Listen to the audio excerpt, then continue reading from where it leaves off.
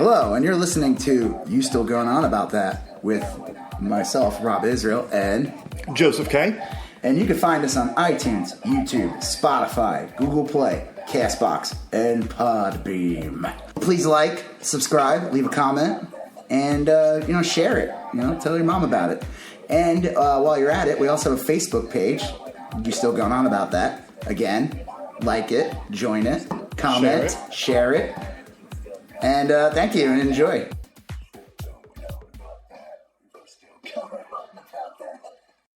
I'm Rob Israel. I'm Joseph K. And you still going on about that. All right, so this is our big Robocop episode. Yeah. But before we get to Robocop, a lot of stuff. Lot of stuff to check in on. Yes. First of all, we're on I don't know if you guys are listening, all four of you in the Czech Republic. Yes.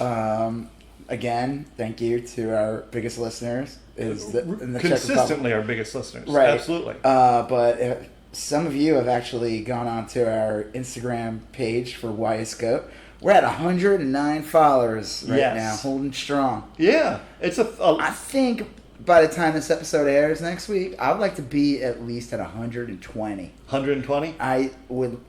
Come on, guys. I know you can do it. Share with your friends. Get your grandma, get that, just spam us. It is a thriving community of 109. I'm for sustainable growth, but 120 probably. 120, if you go on by, that is what is that, like 10%, 15% growth right something there? Like that. I mean, that's a decent, I'm not expecting something crazy. Right.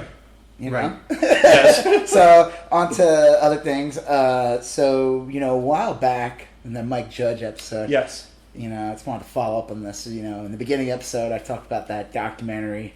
The Flat Earth documentary. What was it called? Beyond the Curve or something? Yes, Beyond the Curve. So, I happened to go to NASA.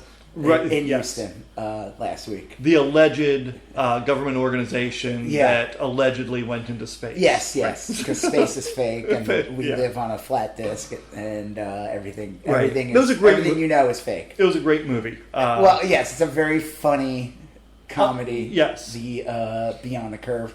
So in Beyond the Curve, the two guy and the lady that run the group, whatever, they go to NASA. And I don't know if they were the ones filming it, because I know the film. I think the people making the movie, they were not promoting flat. They weren't saying we believe in this. We're putting on camera. We're the fly on the wall to these morons. Yes. Because I think if it was a flat Earth movie, it would be a very different experience. Yeah. No, they didn't do it with a wink, but they put it out there objectively. And it was just so their ideas are so whack that it's clear they don't need to do much to. Right. So it was not a propaganda piece for Flat Earth. It was clearly, like you said, a documentary, straight documentary. Right. So, but there's a scene where they do go to NASA in Houston, and they try to make it very small. Yeah. They try to make it they snuck in. It's really ridiculous. First of all, it's a giant museum. Right. In real life, it's a giant museum. I highly recommend going there. It is amazing. You see the 747 with the shuttle on top. Yeah. You could actually go in it. It's pretty amazing. They have use your creations. They have of the fake moonlight. Sure. Now this is in these outskirts it's of Houston. Outside of Houston. I don't know if they say Houston. I forgot the actual town. If you so don't go to Houston and be like, where's NASA? Right, like Pee Wee with the Alamo. Yeah. Or the basement. There's no NASA in Houston. Right. It's like the New York Giants. Sure. They're in Jersey. They're in Jersey. Right. So, it's in the area. It's a gigantic campus. And you go on an amazing, they have a tram ride, so you get to go around the campus. And, it is a government facility. Right. I guess NASA technically has shut down in 2011, though? Yeah, I think... Yeah, I lived in Florida when this happened, and the Cocoa Beach facility did the same thing. And I think it's still operating. There's still people working there. I saw they're working on. But they robots. Privatized the space travel part. Yeah, the guy from the Virgin guy was there. Yes, right. Him and Elon Musk. Yeah, Elon Musk was there. It was great. I said hi to them. Right. No, you got to see all these different things. One of the best parts was this building with this the original massive rocket. It's it's literally taller than the Statue of Liberty. Oh, jeez. And you get to go in the room, and it is insane. It's like, it looks like the Star Destroyer. Like, wow. Massive, massive thing. A massive paper mache fake. No, I'm just kidding. Styrofoam. Yeah. I was able to lift it. Now, I love stuff like this, and it is. I'm a firm believer that the moon landing happened and that NASA's so dispel any of that. But it's stunning that they did it, because the technology they had, the computing power they had, is less than what we have in our iPhones currently. Well, they brought up. I learned a lot from this trip that I didn't know. I mean, I'm sure I could have Googled this, but whatever. Sure.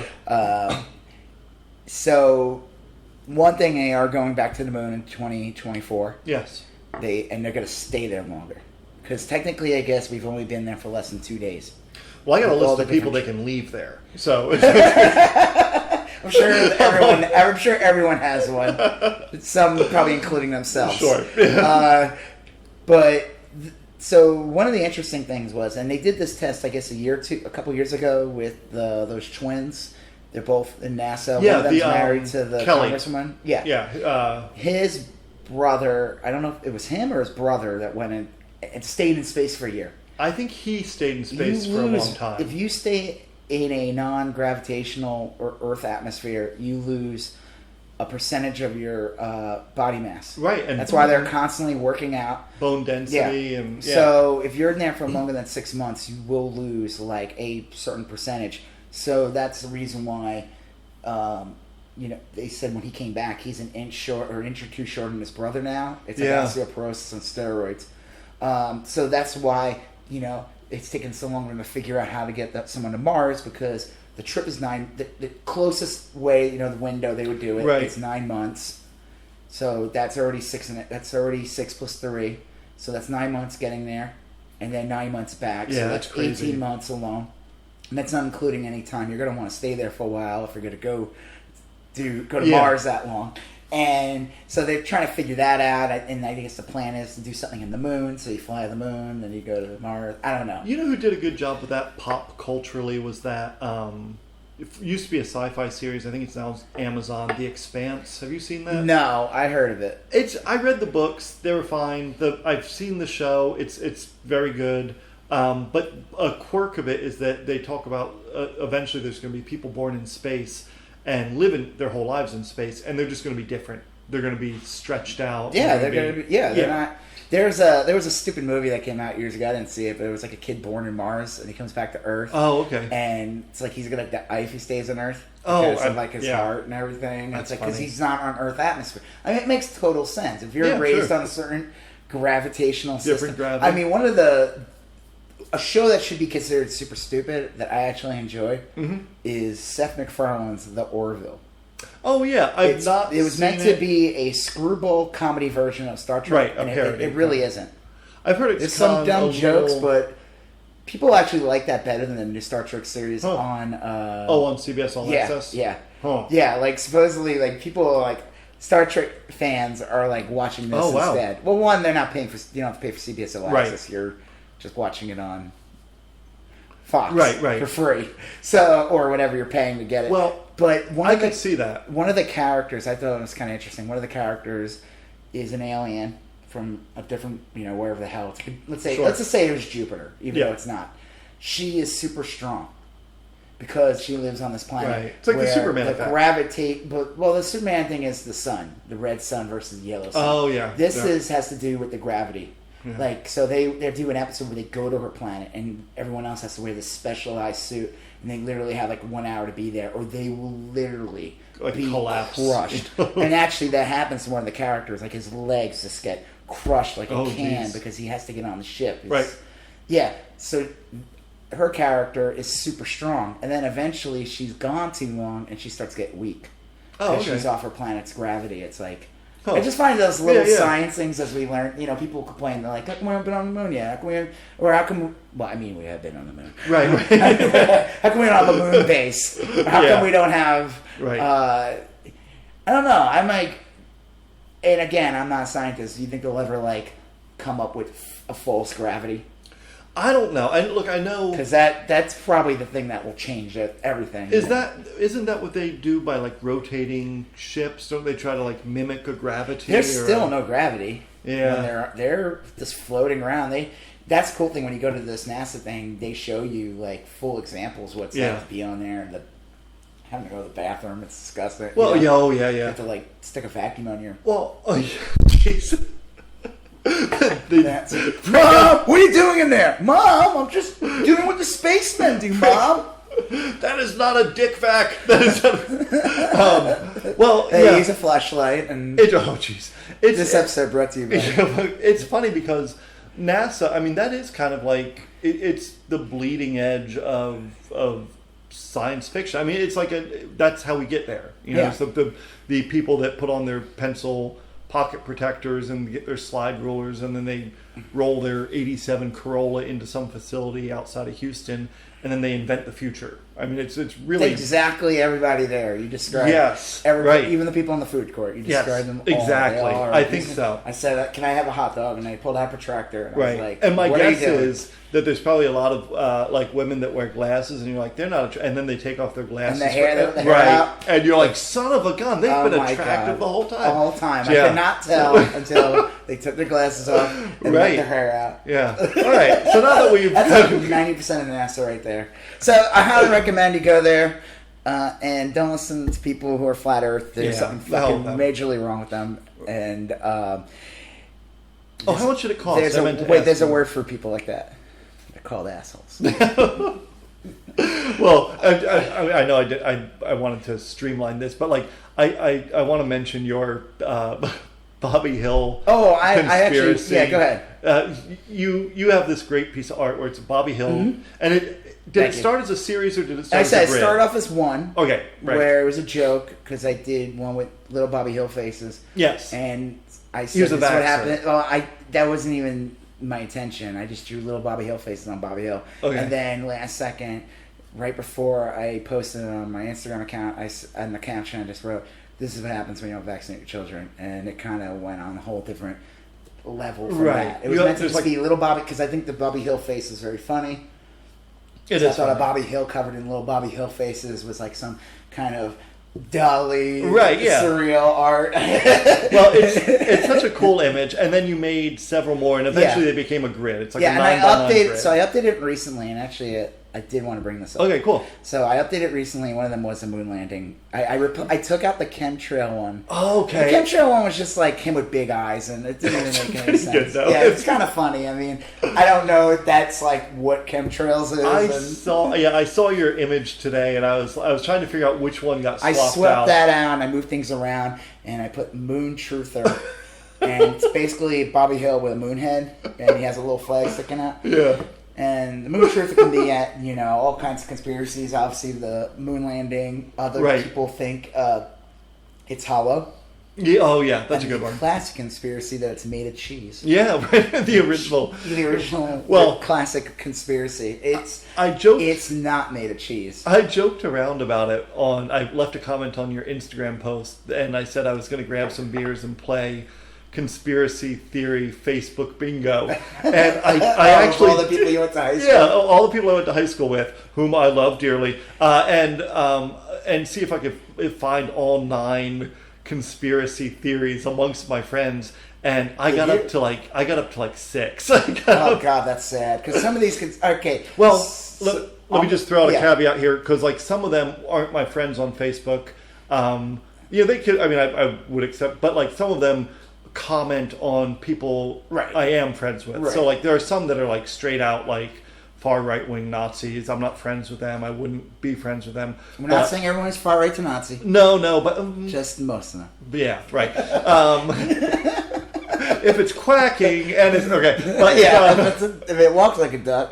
But I found a lot of them. I mean, I found a lot of them. If it really had been a drinking game, it'd have been an early night. Which ones did you find? Well, I found Moon Conspiracy. Oh, well, that's an easy one. Moon Conspiracy is one where it's the most palatable. I'm okay with that. Yeah. I can handle that. There's some fun to that. I could see why people think we didn't land on the moon. Yes. I could it's plausible. I think sure. Yes, like I said, my theory on conspiracies is, like I said when we talked about this before, the moon landing one I get because there is a, 9/11. Right. I get there's things in there that, and the outcomes of things of why something could be fake there. Yeah. But flat Earth, there is nothing to gain from that. I did not find an a flat asshole. Earther. You really? No, I found. Did you find a Sandy Hook truther? I found a Sandy Hill truther. Bingo! I found an That's Alex fucked up. That's just cruel. I just think you're an asshole. Bad person. Yeah, there's something. I don't understand why you would think that's fake, and that makes no sense. I found an Alex Joneser. Which is the same thing. Yeah, it's the same thing. I found what are some of the other ones? Birther Racist. I found a Birther Racist. That was an easy one. That's a layup. Trump. Yeah. Trump. I found Area 51er. That's another one that is harmless. Yeah, man. You could be believe in aliens. That's fine. Yeah, I don't believe in the. Sure, I'll even say that's one that I could entertain, like on a on a certain. I like sci-fi. Yeah, right. Okay, what about anti-vaxxer? You had to. Oh yeah, that's it. That's easy. Yeah. Unfortunately, that's too easy. Yeah. Globalist that usually falls in line with Birther Racist and Alex Jones. Yeah, a lot of them I kind of double dipped on, to be honest with you. Like, they're good. Like I said, the Bobby Hill conspiracy grid. If you go to my page, Rob Israel, you'll see it. That person, even though there's 9 separate conspiracies, that, except for, like I said, the moon and the alien, you can like those and not be part of the 9. But if you are in the center of Birther Racist, the 9 move around. Yeah. Or 8 move around like a sun. Birther Racist in the center of the grid, like the sun, orange glow. A radiating orange glow. It is kind of the Venn. If it's a Venn diagram, it's the one that they all kind of overlap. Right. It all gravitates to it. It's all the center. Now, a funny thing was that you brought up. I was going to bring it up, but you brought it up. I did. So I made prints, like I said, and I made new prints. So if you guys are interested, hit me up. This is a new version where I took out the chemtrail one. And I replaced it with the moon truther. Yeah. The play, I probably shouldn't even talk about it, but whatever. The guy, so I'm not even gonna name names, so where I get my prints made, whatever. But I got the print made, and I got 2 prints made. I got that one, and I brought back my Bob's Burger one. Oh yeah, I altered that a bit. So when I went to go pick him up, I always like going there because he's like this little dog. I bring my son. Cool. The dog's name's Lola. It's super cute. My son just fucks with it or whatever. And the guy's nice. But man, he got pissed at me. Oh, why? Because of the Birther Racist. Oh, is he a Trumper? The thing is, and this is the thing that just bothers me about Trump, because I think he is a horrible human being, but there are nice people who like him. Yes. I'm not gonna say I don't know this guy outside of the times I pick up prints from him. Who knows? I have no idea who he is. He's come off like a nice guy. He was offended by it, and I said to him, well, how is he not? And he repeated the propaganda that the Trump administration and Fox News, where they say, how could he be racist? Black unemployment's at its lowest. Right, yeah. All that. And I just I didn't debate him. I'm not going to debate him. Sure. I was just I don't want to talk about this, and I changed the subject. Yeah. But I did say, well, it's a Birther Racist because he was pushing a... Birtherism and racism. And, it happened to be the first black president, the only black president we've had, and while he became president, Trump used it as a political gain to attack Obama, saying that he wasn't born here, and to say that's not racist, to say he's from Kenya, come on, even if he, let's say he doesn't believe that, he knows what he's doing, and he knows it's an overtly he knows who his audience is. So don't tell me that he's a fucking racist. It maybe, like I said, maybe he isn't. Sure. Maybe, but he clearly doesn't give a shit, and that's worse. Yeah. I'd rather he be a fucking racist than be a gross opportunist who would say, well, I'm not really a racist, but, if a couple of people die in the way that... Yeah, I remember when I was transitioning from being a younger person to being an older person, Like people yeah, well, when I was growing old, people would in a normal time span, right? You just wake up like in the movie Big John. No, people would say would say like, hey, remember when you would do this or say that? Like, did you find that problematic? And and a smart person, a thinking person, will reconsider their behaviors. And a good example is like when I was in college, like you would like greet people with like a hug and stuff like that, and like embrace them, and like that's problematic. Like it probably always was problematic, and like when I don't know. You have to like read the room, I suppose. Yeah. But so anyway, that's funny. Someone do it first. Yeah, well, just be the second person or the third person. Be the third person. It's funny because like life seems complicated, but it's really not. Like if you just kind of keep your eyes open and like. Well, like I said, it's just unfortunate this guy got mad at me, and I'm still gonna go there and get my prints. Sure. Made, but it was just kind of awkward and weird. I did change the subject and talk about other things. Yeah. But it was just kind of one. I'm just like, who cares? I'm buying prints. Go away. Right. Like this is a transaction. Yeah, it is I'm still paying for these, regardless of the. And I said to him like, well, it is Bobby Hill dressed as. It is a funny image. I'm like, you have to admit that's still funny. Like, right. And I was like, regardless of if you're offended by that, it's Trump. Like, it's Bobby Hill. Right. Yeah. Like, he is kind of It's funny. Okay, so before we get to Robocop, we moved on. We talked about filter racism. Yeah. And all kinds of other crazy shit. Speaking of racist, or as people have been posting lately, gay Nazi vegan. Yeah. What the fuck's up with Morrissey? Well, jeez. And like, has he always been this way? Well, I'll let you describe that since you're going to see him live in September. Yeah, right. I don't look. You're not getting interesting pamphlets when you go. Yeah, I don't know. My suspicion is that he's always been this way. And I read Johnny Marr.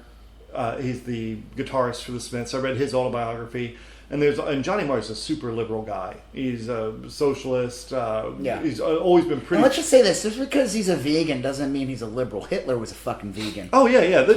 Right? Wasn't he? Or he was a vegetarian. I've always heard that. I don't know if that's true.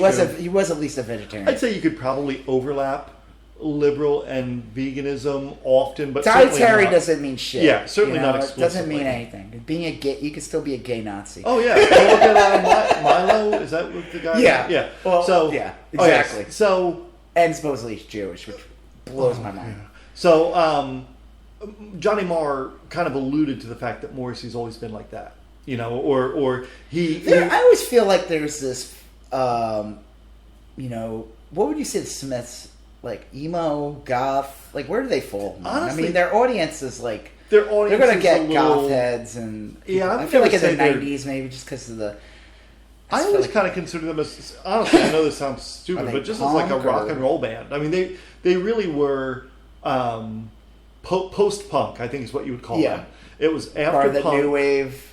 Yeah. Now at the same time, like the New Romantics had been forming, like ABC and Spandau Ballet and all those, but they're after like Joy Division imploded and the Sex Pistols broke up and all that. There's a couple of deaths involved, right? Yeah, that's the reason why that post-punk movement was real. Well, record labels were like freaking out, and they didn't want to use the word punk got toxic, so they started coming up with like new wave and even though these bands were still technically punk, they didn't want to. They were a rock and roll band, in my opinion. Okay. They were amazing. Every song they wrote was great, and I think it's clearly a subjective. I mean, I don't have a. Yeah. I appreciate them. I never craved the Smiths album. The first time I heard that Morrissey had abhorrent views was in he had an album out called "The Smiths Had Broken Up," and the Smiths were never political. Right. And then Morrissey had a debut album.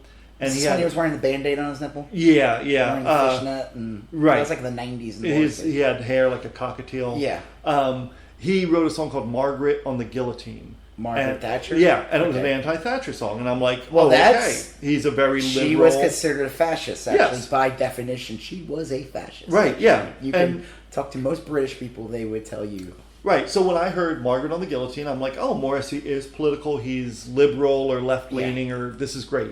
And he got investigated for that song. Oh, wow. And the lyrics, I mean, it's a very short song, but it's like, the kind people have a wonderful dream, Margaret on the guillotine. And he just kind of goes on and talks about Margaret Thatcher getting her head chopped off.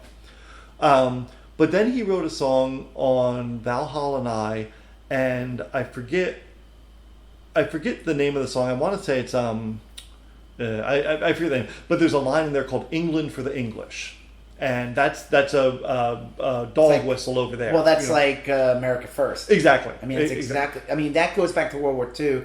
It was the Nazi.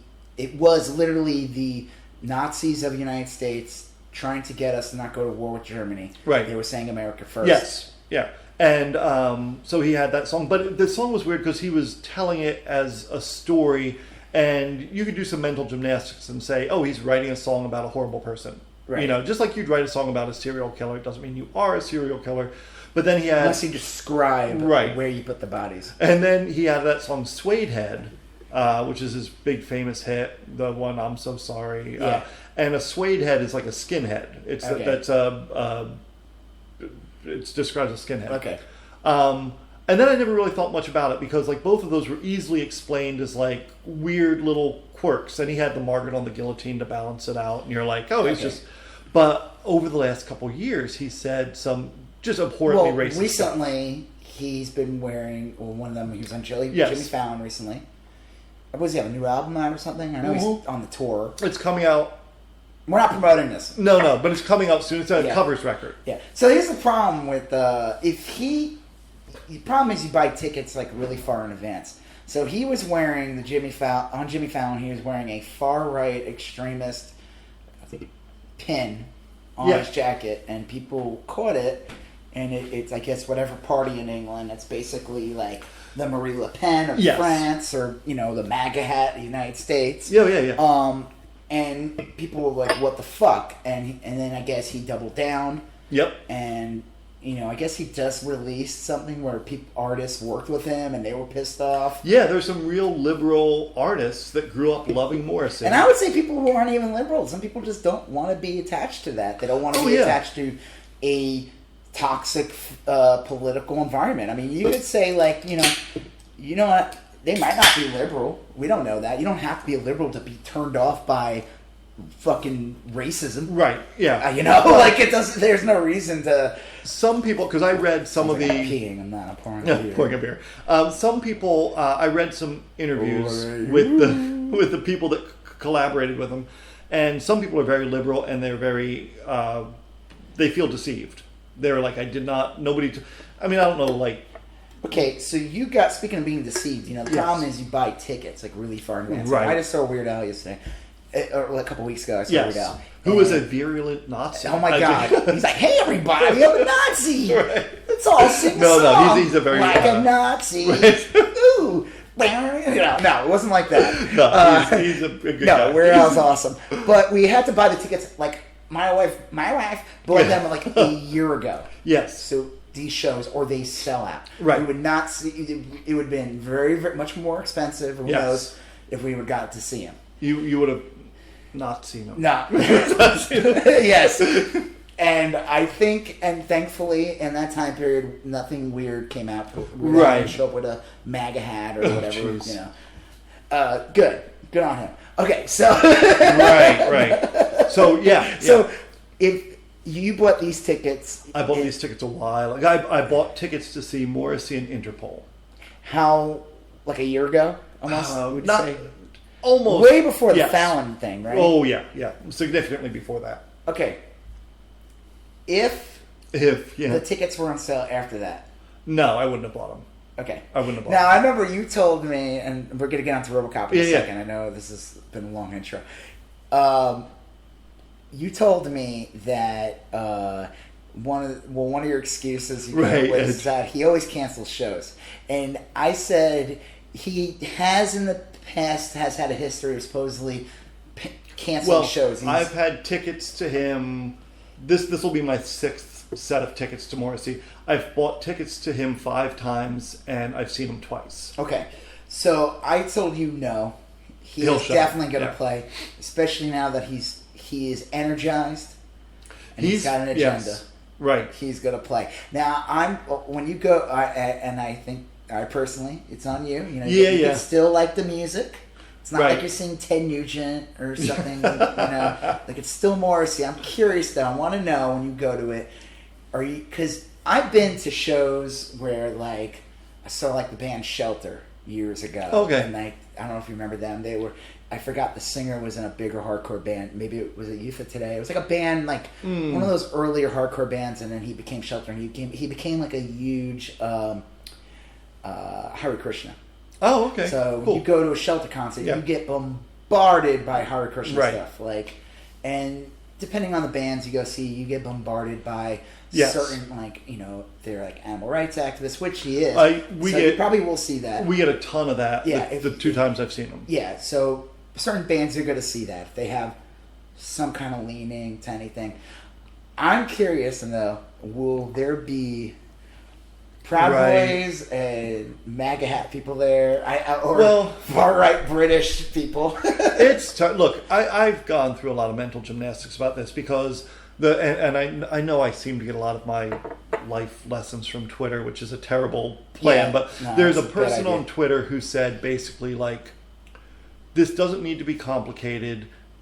Don't go support Nazis. You know, that was his basic gist. Yeah. It's like you can love the music, you can see, but like at some point you have to say, and my excuse making or my equivocation has always been like, well, what, like, let's say I want to go see Toy Story 4 and Tom Hanks is awesome and Tim Allen is a jerk, you know, like, do I have to boycott? Thankfully, I saw Toy Story 4, he's hardly in it. Right, but I mean, like, I know, Tim Allen. Right, but like, clearly there's a huge difference between seeing someone who is completely benign, like that would be a 0 on the awful spectrum, and then if you go pay tickets to go see like Richard Spencer or Steve Bannon, that would be like 100. Well, yeah, because you're literally paying for that. You're literally paying. Right. And then like, okay, so Morrissey would be, I don't know, like a 60, and Toy Story 4 would be like a 15. Well, the problem with Toy Story 4 is that's a poor comparison. Oh, it is. I'm saying like so many more people involved. Right. Yeah. Tim Allen's one voice. I mean, I guess you could say John Ratzenberger, who plays the pig. What? Has a huge. It was a big part of the Tea Party. Yeah, he was. But again, Ham has like Cliff.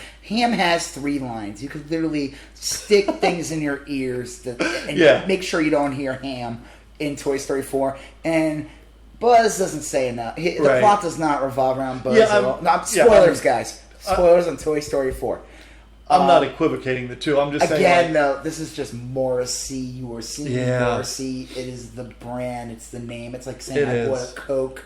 I don't like the guy in the factory who made it in the day you bought a Coke. Right. So you're going to see Morrissey. Look, I'm not saying that you need to not see it. Oh, yeah. I not see it. Not see it.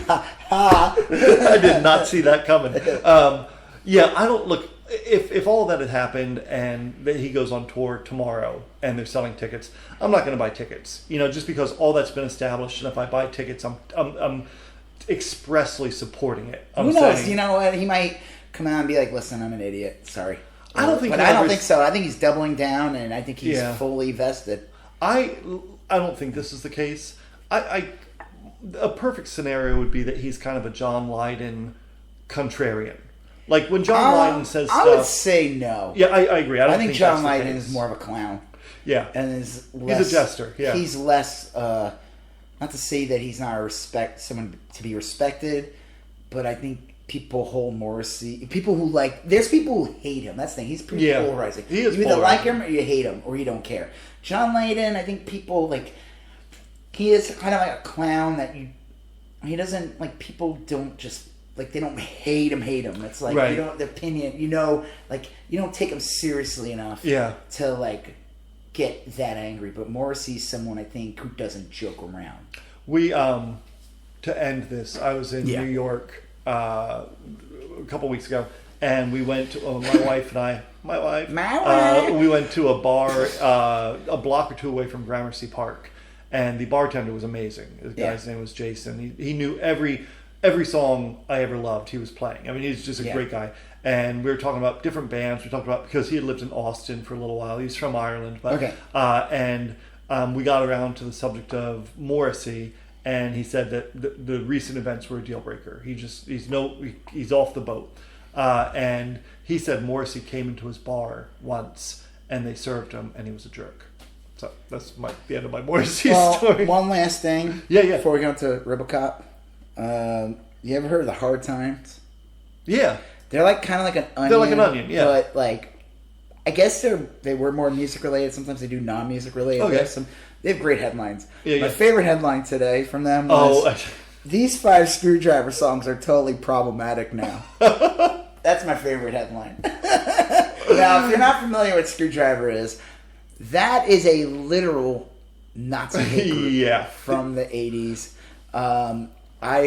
Being in the punk scene when I was younger and being in bands, I've run into people wearing Screwdriver shirts. They claim that they just love the guitar riffs or something, and I would say, listen, the guitar riffs are the most hateful guitar riffs, regardless of lyrics. That subgenre of like skate punk was like real big for a little while. The Nazi punk. I remember there was a record label. Well, the problem is, if you look at old 70s punk and stuff, like you even said, like I think going back to the Sex Pistols, they would wear swastikas. Yeah. But it was to be like, provocative.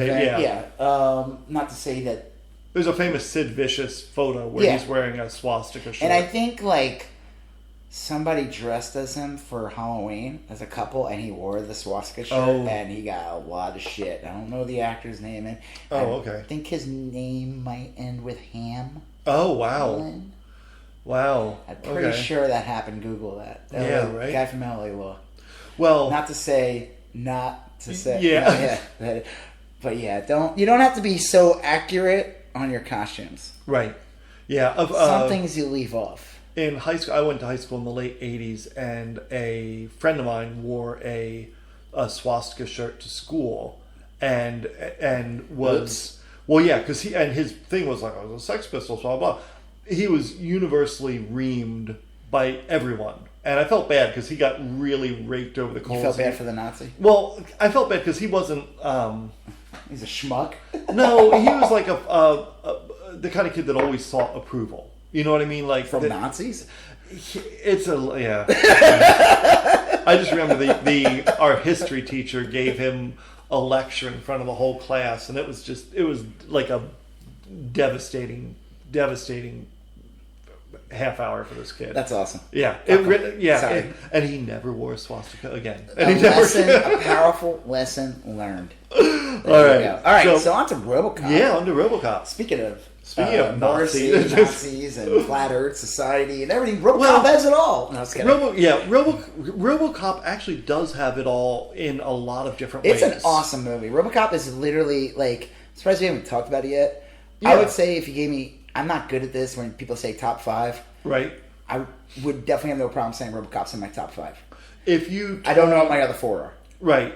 If someone told me Robocop was in their top 5, I'd have no problem. I wouldn't try to debate them. Robocop is an awesome movie on many levels. It's been talked about. It's been reviewed. It's been whatever. But my favorite thing about Robocop is everything after Robocop. Robocop is a perfect movie, and this is what we talked about in another podcast when we talked about the Predator. And all these different where they try to bank on something and try to take it and capitalize in a sequel, and they can't do it, and they can't figure it out, and sometimes it's because it just doesn't work. Because the movie was perfect. It said all it needed to say. Now, I'm not saying given the right hands, given the right creative, I still would love to see a great new Robocop movie.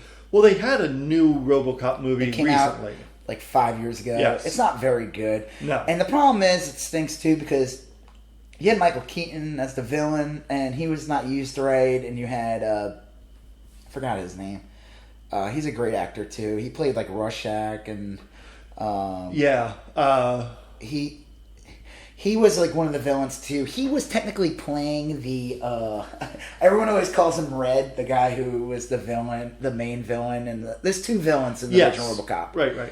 And I'm gonna get the names wrong, but the one guy he's famous for when he comes in the room and he goes, "Bitches leave." Yeah. That's like my favorite line when the guy's doing coke and the guy who's like the head backer for creating Robocop, and then there's like the other guy who's mad at him, so he's gonna have him killed. Yeah, it was Kurtwood Smith, who's amazing in Robocop.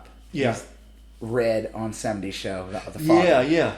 But he's amazing. He's like incredible on Robocop. Right. He's like when a he total threatened badass. to put his foot up Robocop's ass. He's like the guy who's like when like one of his gang is like shot or something, and he goes, "Can you fly, Bobby?"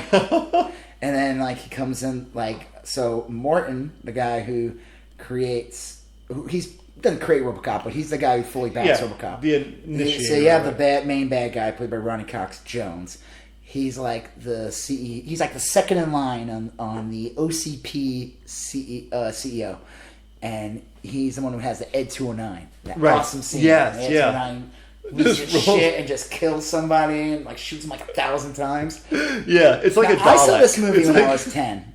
Okay. I wanted really bad to see this in the theater. I saw this in the theater. I didn't see it in the theater. You were like 43 when you saw it, right? Yes. In the theater. I remember I had just gotten my AARP card, and so I was real happy to use the discount. Joseph's not that old.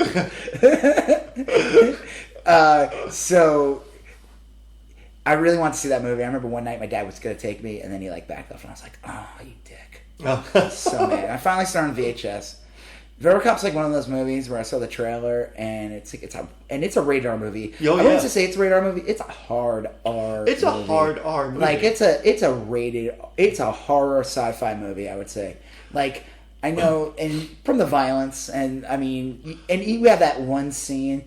Now we've talked about this before, like movies, like how trailers ruin things now. Marvel's gotten better at keeping surprises and not showing too much in their trailers now. They're probably comfortable enough they don't need to. It's like they just show Spider-Man and you're going to go see it. You don't need to ruin the movie. Robocop is in a time where they don't show too much, and I remember Fangoria would spoil things. And I would find a Fangoria magazine. The movie might have came out already, and I remember there was this like slime monster in Robocop, and I was like, what the fuck is that? And I was like blown away. It's like same thing with like Goonies was out, and I didn't see that in the theater. I saw it in VHS, but I remember being in like a supermarket and looking at the novelization for Goonies. So it was like a paperback. And it was a little cheap paperback, so they would have in the center photos from the movie, and there was a cast photos, and then and right in the center was Sloth, and I was like, what the fuck is that? Because there was none of the trailers. They kept Sloth secret. They did a really good job, but unfortunately, when I worked in licensing, style guides get out, products have to get made. Right. So spoilers do, and this is pre-internet. So the only way to find that out was going to the supermarket and looking at a book. You didn't have to go online and see it. Right. So Sloth wasn't ruined for anybody unless you saw that. So Robocop had that. There's one of the characters that works for Clarence. Yeah. Ends up getting toxic waste. Right. He falls into a vat and he comes out and he just starts melting, and it's an amazing scene, and he's like, it's rough. That is horror. And the other guy, Ray Weiss, like again, that's like the casting. This movie's awesome. Ray Weiss, if you're not familiar with him, is an amazing actor. Twin Peaks. Yes. Yeah. He's one of those guys when you see him, you know him, and you're gonna like whatever he does. Right. There's something about him. He's like the Chris Elliott. He's like Chris Elliott. That's how I would describe him. No, not at all. But he's like, again, he's one of the gang too, and he's like, get away from me. Yeah. Like, there's a scene in the movie. I would say the one flaw in Robocop. Okay. There is a scene because he goes after everybody in like the gang, and Ray Weiss's character is like in the club, and he pulls him out by his hair, and I don't remember what happens next. It's like almost like nothing happens. It's almost like do you remember in Dark Knight when Batman confronts the Joker in that party, and then he jumps out the window, and it's like, just that. Yeah. And you're like, well, what happened to the Joker? And right. Like I said, I want to make that like a movie or a cartoon or a show or something that's like, what did the Joker do? Did he just like stay real late? Did he hang out? Yeah. Everyone had a great time. They're like, listen, right. I'm not going to agree 100% with him, but you know what? We may have different politics. He's a nice guy. I mean, we don't agree on his chaos thing. His guacamole's amazing. Yeah, he's awesome, and he has like a really eclectic taste of music. Everything from Morrissey to Screwdriver. Well, yeah, look, he is the Joker. Robocop. We said we were going to do Robocop, and yeah, we're still talking about that, right? Well, yeah. Well, you said we were going to do Robocop, and I was like, oh, good, it's on Hulu. I'll go watch it. Yeah. And it turns out it was the new one on Hulu, and so I had to go for like $2.99 rent the original Robocop, and I watched it. I'd say I probably watched like 80% of it because I was doing a few things. I've seen it so many times that Yes. it's pretty ingrained in my brain. It's like I said, this is like one of my favorite movies. It starts off, it's in the future. I think it's supposed to be like in the 2000s. I think it might be in the 90s. And the movie came out in 87. I want to say it's 2015, but is it that far in the future? I could be wrong, but it's So it's such a weird mashup of the movie, and this is kind of what I had forgotten. There are definitely horror elements, right? Yeah. Well, it's incredibly violent. There are definitely sci-fi elements, right? Yeah. It's kind of a murder mystery where he solves his own murder. Well, right? okay, so you're introduced to Murphy, played by Peter Weller. Who is, I heard he wasn't even really supposed to be. It was supposed to be like Rutger Hauer. They were trying to do a Blade Runner thing. They were going to get Rutger Hauer, but him and someone else, they were too big for the armor, so they went with Peter Weller. Oh, that's funny. Yeah, he is a thinner man, so it is kind of interesting when you see him in things like Naked Lunch or... Screamers? Did you see Screamers? Yeah, he's like. I feel like he's one of those guys who's not fully appreciated. Buckaroo Banzai? He did not. Yeah. I'll tell you this. I'll be honest with you. I have never sat through that whole movie. Oh, Buckaroo Banzai? Yeah, and there's people who love it. It's I good. wish I tried watching it as a kid. I didn't get into it, and it's on. I can see it all the time on Amazon. I know the day where I'm actually going to want to watch it, it'll not be available. I think you had to have seen it at the right time because it's a movie. It's a weird movie, and I think isn't Jeff Goldblum in it? Is it part of his band? Yeah, he's part of the... So Peter Weller's one of those guys. He didn't want to do Robocop 2, actually. There's a Robocop 2. Sure, he didn't want to be in that. He did not want to do sequels at all. And he wanted to be in different things. And you could see by being in Naked Lunch, which... if you ever saw that Simpson episode when Bart and Milhouse walk into Lunch, that's exactly how I felt as a child seeing that. Because they advertised that like a horror movie. And God, that was not a horror movie. But did you... Yeah, did you read the book Naked Lunch? No. William S. Burroughs wrote Naked Lunch. Yeah. He shot and killed his wife in Mexico City. Yeah. He literally wrote the novel, cut it up, typed it out on sheets of paper, cut it up, and then rearranged it randomly, and that's the novel. That sounds about right. It is. Yeah. The movie was...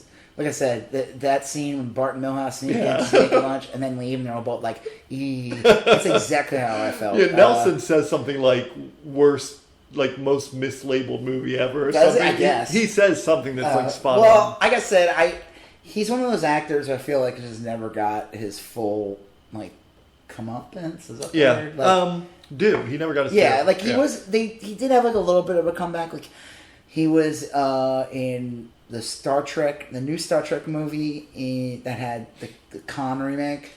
He's like the evil captain in that. Oh, okay. So he has a big part in that. He was in a season of Dexter, and he was in a couple other things. But there was like a long gap of like where you see him in the public as an actor. He's just one of those guys. I don't know. He had like 5 movies that are Screamers, Robocop. Buckaroo Banzai, Naked Lunch, and there's one other I'm losing. Garbage Pail Kids, the movie. No, that's not it. No, but he's got an amazing body of work. I love him as an actor. Yeah. He's real good, and he's great in Robocop. Yes. In Robocop 2, he's okay in it, but it's not very good. Well, it's not a good movie. Sure. I mean, the problem, and then this is what we talk about. You have a perfect movie, and and you see people who the movie comes out, and it's like I said, it's a hard R movie. Like, they would tell you, if it came out today in the theater, they would tone it down. I think the version I saw might have been toned down. Because when he gets... So, like I said, it starts out he's a cop. Yes. And he's going after this gang with his partner. Yeah. And I think it's the whole... You find out it's a setup, maybe. Yeah, The gang, like, tortures him to death. Yeah. They first shoot his hand off. Yep. The version I've seen 2 versions of it. There's one where you see his hand explode. And, like, the one guy's, like, laughing at him. Like, there's, like, the one guy in the gang who's just like, ha-ha! Like, he's, like, it's really funny. But not really. Right. Yeah. No, it's terrifying and funny, yeah. Yeah. And then they just shoot him to death. Yeah. and it's gruesome. I mean, it makes you feel bad. He is dead. That's a different. Okay, so if you saw the remake of RoboCop versus the new one, so in the versus the old one, the movie basically is Murphy's dead. Right. Murphy dies, and then he comes back. So he is RoboCop, but he's still dead in the beginning. Yeah. He comes back to life while he's RoboCop, and he realizes who he is. So it's not till like half. I would say 2/3 into the film where he takes off his helmet, and you see his gooey face, Vader-y face. Yeah. Yeah, with like he's just like a face on like a robot. It's crazy. Well, I heard that when they were inventing this property, that there's a lot going on, and you're gonna think I'm making this up. Some of it was based off of ROM Space Knight, which I know we've talked about before. Yeah, that's a comic series based on a toy. And it's a Hasbro Marvel. Brothers. And then some of it was like a Blade Runner-ish ripoff, and the original plan was he was just going to be a robot that gained sentience, and then he was never a man. Well, in the original version, he was never a man. He was a robot that became human. Yeah. And that's how they worked those little 3 directives in. They were kind of Asimov's 3 rules of robots or whatever. But then they tweaked it, and Verhoeven got involved, and we got what we got, which was, you're right, Murphy died. They kind of Frankensteined him into a cyborg, and then he came back in the robot. So you don't really know. Well, you see him, and he's starting to have flashbacks as he's visiting things. Right. And, like, in the new version, the new one's, like I said, it's not very good. I could see one that was PG-13, and that's fine. Sure. You have a thing with a robot character. You're going to want to make toys. You're going to want to make a cartoon series. You're going to want to make a full... You're going to want to exploit Plush dolls. Yeah, exactly. I'm Robocop. Pull a string. Right. They're alive. They're coming with me. Yeah, exactly like that. So that version of it, he blows up or something like that. Okay. And he's still alive though, so he becomes RoboCop, but he's alive. And he's fully aware. Okay, and they show him. But then in the movie, something happens, and he loses himself. He becomes a robot. Oh. They take him over, and then in the end, he becomes alive again. And I think the reason why they did that, they wanted to keep his wife and kid. Like his wife, it's kind of a weird element. So like in the original RoboCop, he has a wife and kid. Mm-hmm. And then you see the wife come see him, and she wants nothing. She's just like, my husband's dead. I gotta move on. Yeah. In this version, it's like she's kind of like, I guess I could stay with him. Right. I mean, we'll figure something out, And they did something weird in that one. And so that movie, it's unfortunate because there are some cool elements in the new RoboCop. The new one, it stars the guy who played like Major Flag or whatever in Suicide Squad. Oh, He was on a show on Netflix. Right. He's been in a couple other things. There was a show on Netflix, Altered Carbon. Oh, that was really good. Yeah, I like he's that. the main star of that. Okay. The guy, he's the sleeve that the guy wears. Yes. In that. He played RoboCop. And in that version, they did some cool stuff. There are some good actors in it, like Gary Oldman's in it. He's like the scientist who creates him. And there's a cool scene where you see him as a robot body, and he does something to him where he pulls him apart, and you see what he is. Oh, and cool! He's just like a head and like lungs and some organs, and he's hanging. And then you see, for some reason, they decide to keep his like right hand. Oh, which is super dumb. Yeah, because it's like, okay, you have this hand. It makes no sense. It's the least functional part. It's still a severed hand, though. Yeah.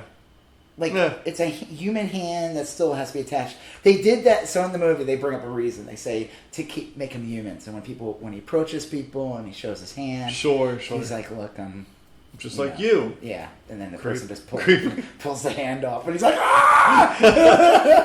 Well, I never saw this new one. Okay, so one of the cool things, and I could see the problem with this movie was just like any movie they do today. You could smell that he wanted to make a trilogy. It didn't feel like a complete movie. Ends.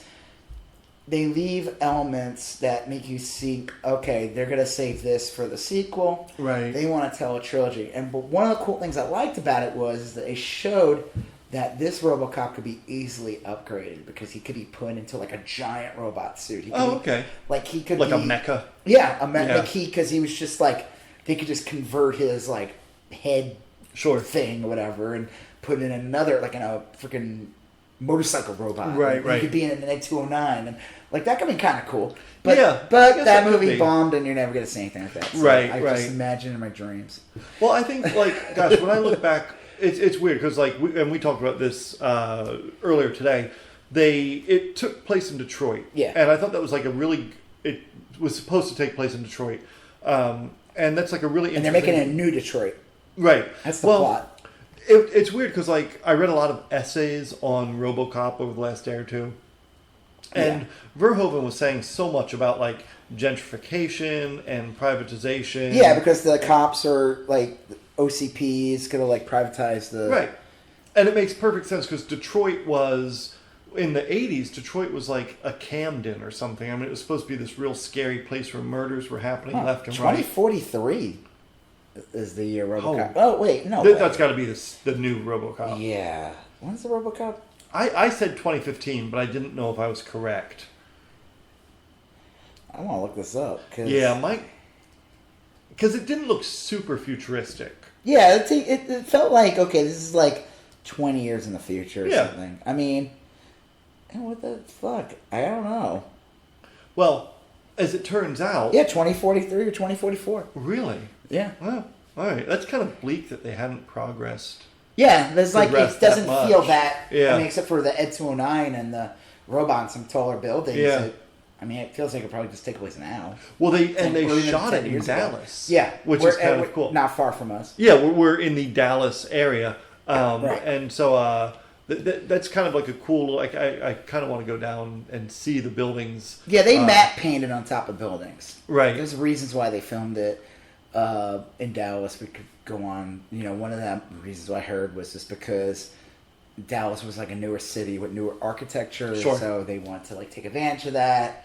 Who knows? It could have been cheaper to film too. I could... There's all kinds of reasons why they filmed something. Dallas has got like a lot of unique neighborhoods and parts and buildings. The famous dick shooting scene, I think, took place in Deep Elm. Yeah, right? Yeah. I'll tell you, here's a couple things. If you go to Deep Elm, you can see it says Heart of the Dick Shooting. Right. They got a mural there. Yeah. Right next to the Stevie Van Zandt one. I think... that's not true. I'm just kidding. There should be, though. There really should be. Is there a Stevie Van Zandt, though? Yeah. That one's true. That one's true. Robocop shooting someone's dick off. Right. Is not, but I'm going to lobby for it. Yes, that should be a thing. It really oh gosh, I lost my train of thought on that. Yeah. the dick shooting scene I watched and I watched it again on YouTube. That's a strange thing to keep rewatching. No, it's a really, really weird scene, and it's like so perfect for the violence of that movie. It's a super violent movie. Yeah. Do you remember that one scene where he went to arrest the guy? Red, I think it was. Yeah. And throws him through the windows and he throws him through multiple windows. Like he picks him up and you can't kill him. Right. He just keeps chucking him through windows. Yeah. And there's like a lot of windows. That's and I was like, there's a lot of glass. At what point is he going to run out of windows? But then there's another window and he like throws him through another window.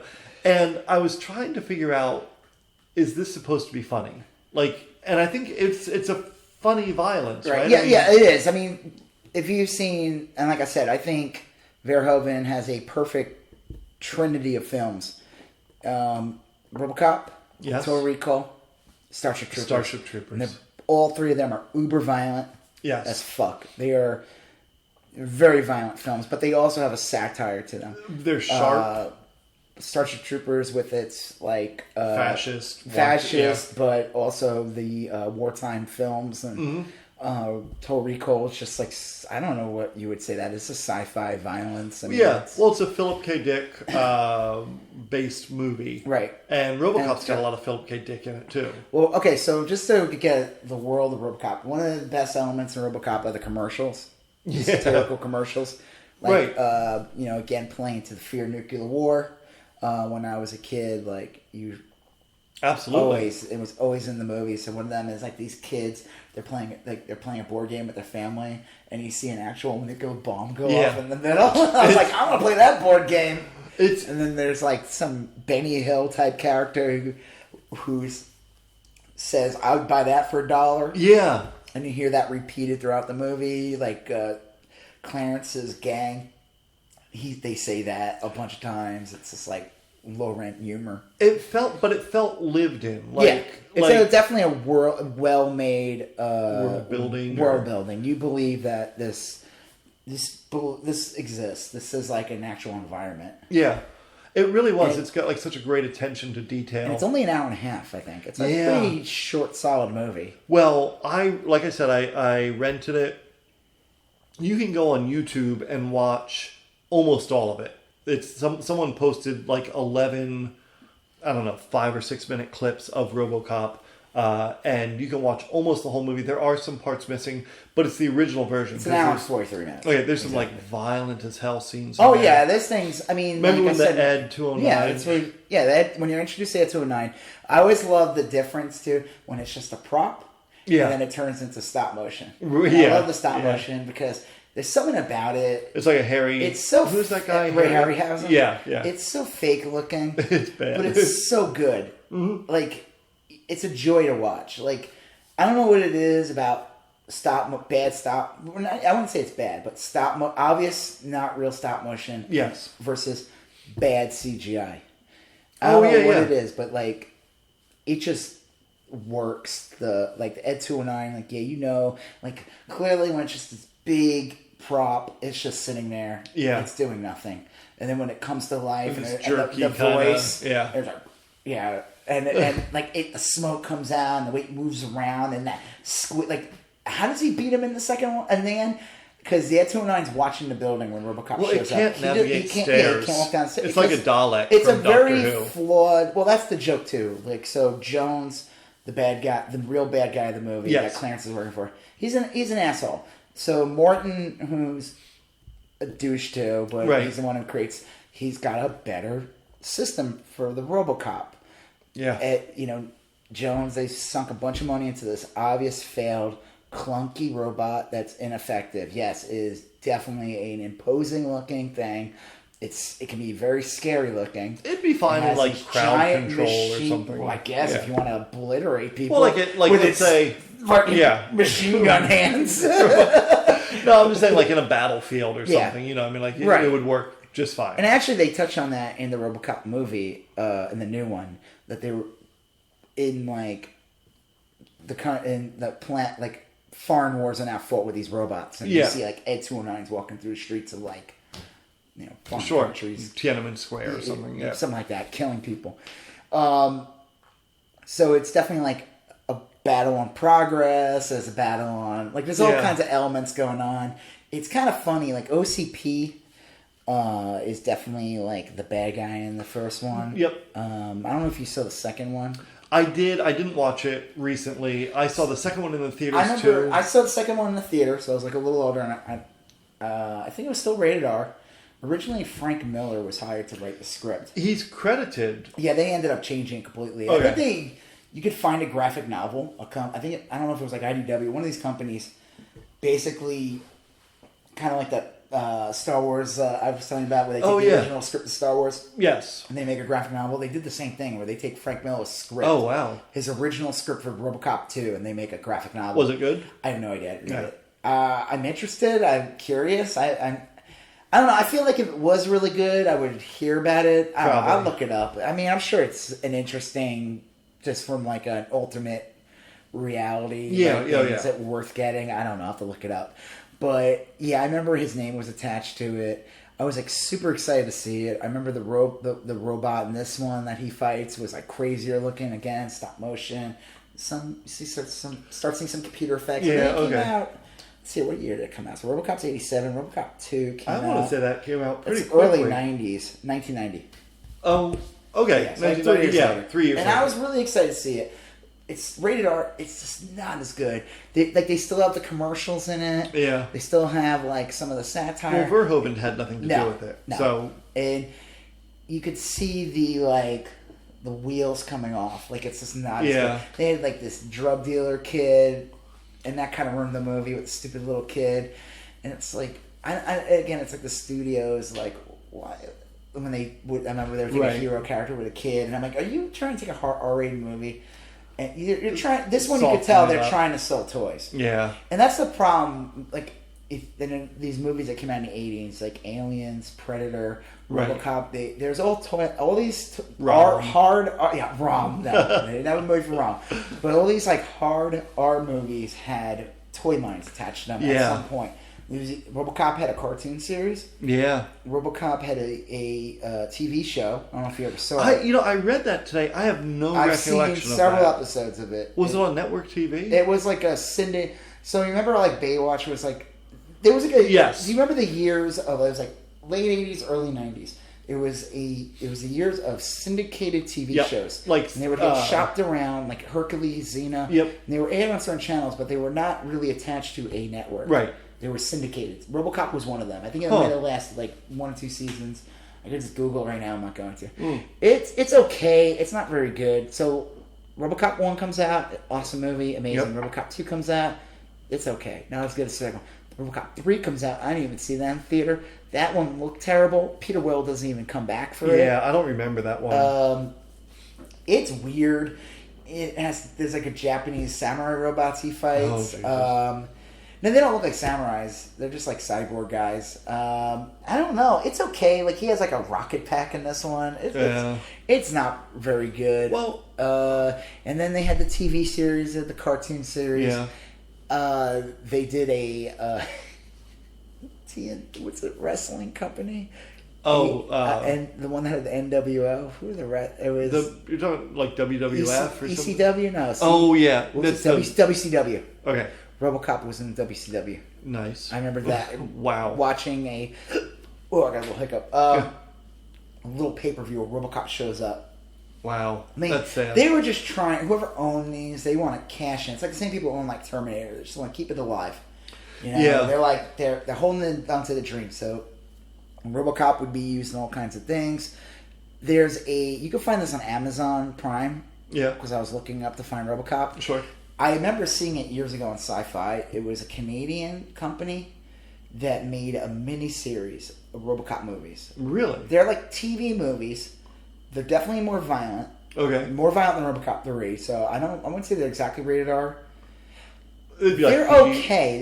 It's interesting. I can't say it's worth watching all 4 of them. They're like an hour and a half. They're almost like little mini movies. Okay, They're a little shorter than the movie. Like Black Mirror type. Kind of. Okay. But there's 4 of them. It was a mini series. It's a weird. It's an odd that it exists. Yeah. It's like it almost feels like a fan film. It'd be like finding out there was like 4 Star Wars movies made that that you didn't really know about. Right. Yeah. And you were just That's like, well, funny. you find them on Amazon Prime, and you're just like, all right, you want to watch this? Yeah. I guess. So I'm actually kind of curious in these now. I recommend watching it if you really crave new RoboCop content. It's not the worst thing. Robo-content? Yeah. RoboCop content. I can't say it's the worst thing you'll ever watch. It's not. It's okay. Here's what I find funny about all this, or maybe not funny, but interesting, is I read a lot about the movie Robocop, the first one, was incredibly well received when it came out. Yeah. It was up for some Oscars, Oh, mostly really? technical I don't Oscars. know that. Okay. It won like best sound and stuff. There's a few things that it won. Sounds amazing, that movie. It really is. I mean, that's what brings Ed 209 to life and brings all the effects to life. Yeah. The sound. I watched the movie after I read that, and so I was like more attuned to listening, and it's lights out great, and it got a Criterion Collection release, and it was like, is that really a but like movie? RoboCop 2 didn't. RoboCop 2 true. Yeah. But like it got like a lot of like pretty widespread acclaim. The one movie has kept this thing alive for years. Yeah, I mean, it's the content that comes outside of RoboCop is not the thing that's keeping it alive. No, but I take that back to it being, and nothing against Paul Weller. I mean, he's Peter Weller. Paul Weller's the singer. I'm like, nothing against Peter Weller. He's great, and he's good in a lot of different things. He's good in his own right. But it's a Verhoeven thing. I mean, he's the guy that made that. It's very unique, and like I said, it's like the same thing with like Predator, and like I don't know, maybe even Terminator. Even though Terminator 2 is a great movie. Yeah, true. But Cameron was with both of them, right? I mean, I don't know if like some of these things can exist outside the original content. Yeah. It's like, the problem is Robocop as a movie, it's awesome, but it's like people who own it, who have the rights to it, they don't want to make a rated R movie, a Robocop. They want to make it a toy line. Right. They have aspirations that takes away what made the character great to begin with. Like, I remember when I was a kid, they released the Robocop comic, I think in like 1988. Yeah, Marvel got it. And I was like so excited to get it. And I was so pissed when it was like sold out, like Walden Books. Yeah. I finally found it. Walden Books, yeah. Well, one thing, like the cover, because so one of the best parts of RoboCop was they showed, which I always found really awesome. RoboCop had something in his hand. Okay. A huge Wolverine claw in his hand. It was made for him to stick in a computer and download data. Now, why did they make it a huge, giant ice pick? Right. Like a freaking spike. It's a long-ass spike that he could gore people with. Right. But it's used to download data. Yeah, like it's this USB drive. Like, why would you make it this incredibly violent thing? Right. It's like, oh man, what happened? I get gored by my USB. It's visually the coolest thing. So you don't remember that? Robocop has and that's how he kills Clarence. He stabs him in the neck. Stabs him in the throat because Clarence is killing him. I mean, he stabs him. He dropped a bunch of stuff on him. He's like barely alive in the end, but he just stabs Clarence right in the throat. Yeah, gores him in the throat with his USB drive. Right.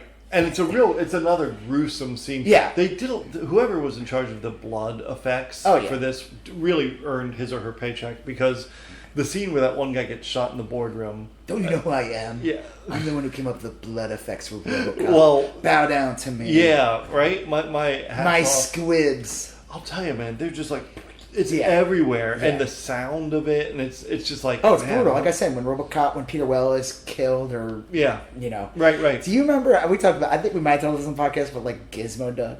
Did I ever tell you? Okay, so you remember DuckTales? Yeah. Okay, they had a character called Gizmo Duck. I don't. And it was basically this. Robocop. So Gizmo Duck was. I remember they introduced this, and I was like super excited to watch Gizmo Duck. Okay. Not knowing that they would just. I knew it was kind of a takeoff of Robocop, but I didn't think they would follow the Robocop like to a T. The plot. This is DuckTales, so it's kids cartoon. Yeah. So, like I said, I think we talked about this podcast. The Beagle Boys, they're the villains. Skin Dogs, right?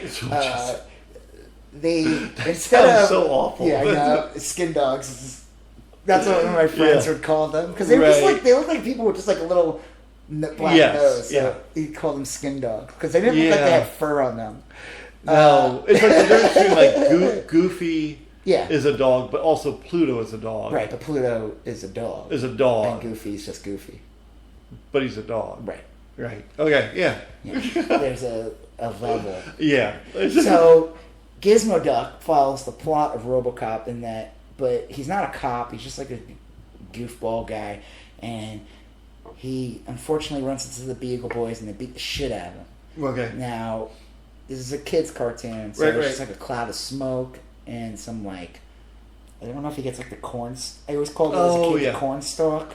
Yeah. Daffy get hit with a mallet and he would get like that big head boner. Yeah. You got the weirdest boner ever. Yes. Head boner. Right. So if you ever get hit in the head and your head does that, it's not a boner, go to the hospital. Right. That's called a subdermal hematoma. A massive one. So it follows the plot, and then he gets like the Gizmo Duck. It's kind of weird because it's not like he is turned into a cyborg. The scene of him getting beaten up by the Big Boys is unnecessary. Right, but they put it in there. Yeah, they put it in there, so there's like an origin. And because there's even like a robot that's like guarding Uncle Scrooge's money vault. Yeah, that is like an Ed 209 character. That's awesome. It follows the plot of Robocop. Yeah. Even down to the political with the cop. No. Right. It gets into the unions and privatization. One of them his dick shut off. Yeah, the dick shut off scene. It's kind of interesting. They didn't have the violence, but they kept the dick shot scene. Yeah. When Donald's like, "Whoa, rock and roll," and